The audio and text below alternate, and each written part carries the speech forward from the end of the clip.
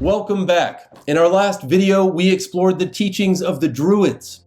Today, we venture into the world of Gnostic Christianity. Although different in chronology and esoteric substance, both Druidism and Gnosticism reflect an initiatic path that seeks direct communion with divinity beyond institutional authority. So, what is Gnosticism? Let's start with where and when it began. Gnosticism emerged primarily in the Eastern Mediterranean region, with its earliest known expressions arising in the 1st and 2nd centuries CE, in areas such as Alexandria in Egypt, Antioch in Syria, and other parts of Hellenistic Judea and Asia Minor. These were cosmopolitan centers where Jewish mysticism, early Christianity, Greek philosophy, and Persian dualism intersected, creating fertile ground for the development of Gnostic thought. Gnostics believed that the material cosmos was a flawed creation, imprisoning divine sparks within human souls. So we know where and when Gnosticism began. But what was Gnosticism really? A protest movement? A mystical tradition? A philosophical rebellion? Let's investigate and see where the evidence leads us. Gnosticism is a religious and philosophical movement that has stirred controversy, curiosity, and fascination for nearly 2,000 years. Once labeled heresy and driven underground, Gnosticism is now recognized by many scholars as one of the most important alternative currents within early Christianity and late antiquity. The term Gnosticism comes from the Greek word gnosis, meaning knowledge, but not just any knowledge. This was secret, intuitive, and salvation-oriented insight. Gnosis was believed to liberate the soul from the material world, seen by Gnostics not as divine, but as deeply flawed.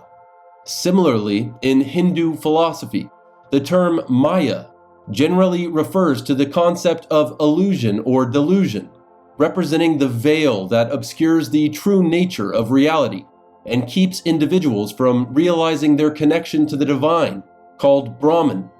But back to Gnosticism. According to scholar Marvin Meyer, a world-renowned expert on the subject, Gnosticism is best understood as a religious movement that regards salvation as freedom from ignorance, not sin. The Gnostic Worldview says that the true God exists beyond the material realm. The visible universe was created by a lesser divine being called the Demiurge, who traps divine sparks in human form.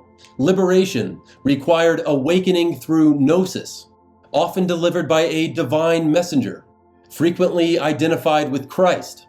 But next is where Gnosticism takes a sharp turn from the theology of mainstream Christianity. Whereas early church fathers emphasized the fall of man and the need for redemption through Christ's death and resurrection, Gnostics proposed something else entirely, that the problem wasn't disobedience, but ignorance of our true divine origin. Texts like the Gospel of Thomas and the Apocryphon of John emphasize inner revelation. For instance, in the Gospel of Thomas, Jesus said, "Let him who seeks continue seeking until he finds. When he finds, he will become troubled. When he becomes troubled, he will be astonished, and he will rule over the all." The Apocryphon of John begins with Christ revealing secret cosmology and spiritual origins to the Apostle John. In this text, Jesus says, "I am the one who is with you always. I am the Father. I am the Mother. I am the Son." This passage illustrates the revelatory nature of the text, where Christ speaks in a transcendent voice, revealing a divine triune identity and initiating John into a hidden cosmology that transcends conventional theology. The Gnostic Christ is not merely a historical teacher, but a metaphysical principle who unveils the inner architecture of reality and the soul's descent into and return from material illusion. As we said just a moment ago, in most Gnostic texts, the universe is the creation of a lesser god called the Demiurge, a word meaning a being responsible for the creation of the universe, sometimes associated with the God of the Hebrew Bible. This being is said by the Gnostics to be ignorant of the higher, true God, and creates a world that is not evil in the moral sense, but is a prison for the soul. In the Apocryphon of John just mentioned, a foundational Gnostic scripture, the Demiurge declares, "I am God, and there is no other."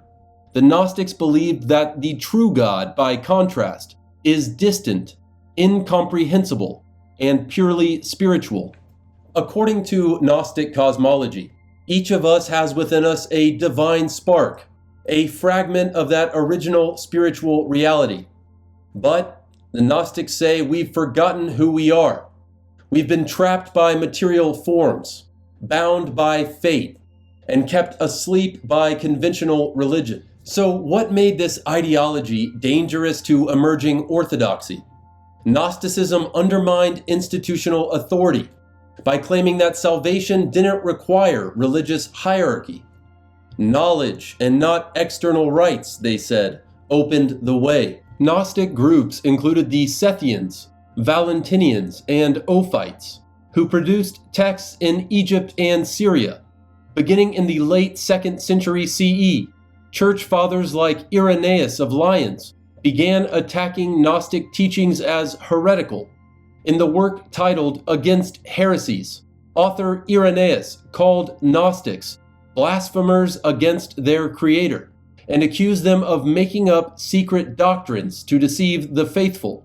From the late 2nd century CE, continuing through the 4th century CE, Gnostic texts were suppressed, hidden, or destroyed, many surviving only as quotations in the works of their critics. Unlike canonical Christianity, Gnosticism didn't rely on clergy, rituals, or the institution of the church. Instead, it taught that salvation came through self-knowledge called Gnosis, and this made it incredibly threatening to early Christian hierarchy. The Gnostic myth often centers on feminine figure Sophia. The name Sophia, meaning divine wisdom, is the root of the word philosophy, philo meaning love, and Sophia, wisdom. The myth also includes the principle of the emanations below the monad, which refer to a cascading hierarchy of divine beings that unfold from the ultimate source called the monad, each further removed from pure unity and forming the structure of spiritual reality in Gnostic cosmology. By the time of the Council of Nicaea in 325 CE, backed by the Emperor Constantine, Orthodox Christianity was becoming dominant. Gnostic communities were increasingly marginalized or lost altogether. And that's where the story might have ended, if not for a remarkable discovery in 1945. In the Egyptian desert, near Nag Hammadi, a farmer unearthed a clay pot filled with ancient papyrus books.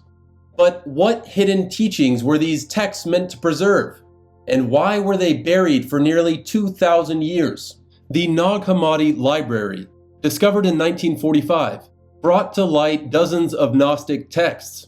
This collection contains over 50 Gnostic works, many of which had been thought to be lost forever. Here we find the Gospel of Thomas, the Sophia of Jesus Christ, the Apocryphon of John, the Gospel of Truth, the Gospel of Philip, and more. According to Marvin Meyer, this discovery has revolutionized our understanding of early Christianity by revealing just how diverse and experimental it really was. Meyer and others edited comprehensive translations, making possible the scholarly resurgence of Gnostic studies. And this is where the role of Gnosis becomes central. The purpose of life for the Gnostic is to awaken, to remember our origin, and to return to the divine realm. As the Gospel of Thomas says, "If you bring forth what is within you, what you bring forth will save you. If you do not bring forth what is within you, what you do not bring forth will destroy you." This is not about dogma or belief in authority.